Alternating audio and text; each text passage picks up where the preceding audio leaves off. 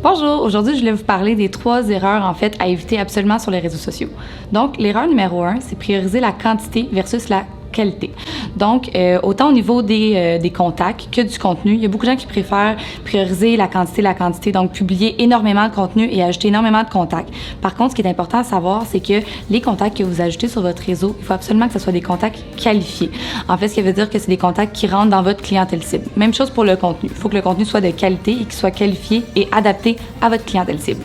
En fait, l'erreur numéro 2 que beaucoup d'entreprises font sur les réseaux sociaux, c'est de ne pas publier de façon constante. Donc, une bonne stratégie de contenu nécessite qu'on publie régulièrement.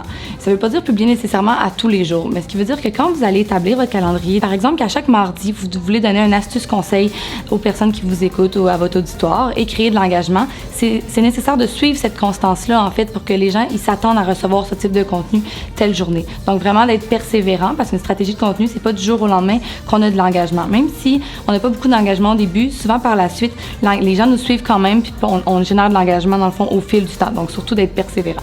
L'erreur numéro 3, souvent que les gens font sur les réseaux sociaux, c'est de vouloir être partout sans objectif précis. Donc, ce qui veut dire qu'à la base, quand on établit une stratégie de contenu, on va aller regarder premièrement, c'est quoi l'objectif qu'on veut. Est-ce que c'est d'augmenter les ventes sur la boutique en ligne? Est-ce que c'est d'acquérir une certaine notoriété? Donc, on va aller établir un objectif précis par réseaux sociaux. Donc, la duplication de contenu n'est pas nécessaire. Par exemple, Instagram, qui est un réseau beaucoup plus jeune, si vous avez un produit-service et un persona qui fit avec Instagram, on va aller le promouvoir sur ce réseau social-là.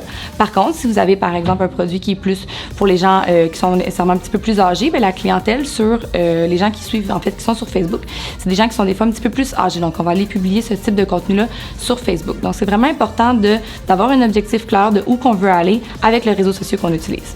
Donc, continuez à nous suivre, en fait, sur nos pages, sur Facebook, Instagram, LinkedIn. On va avoir beaucoup de choses qui s'en viennent dans les prochaines semaines.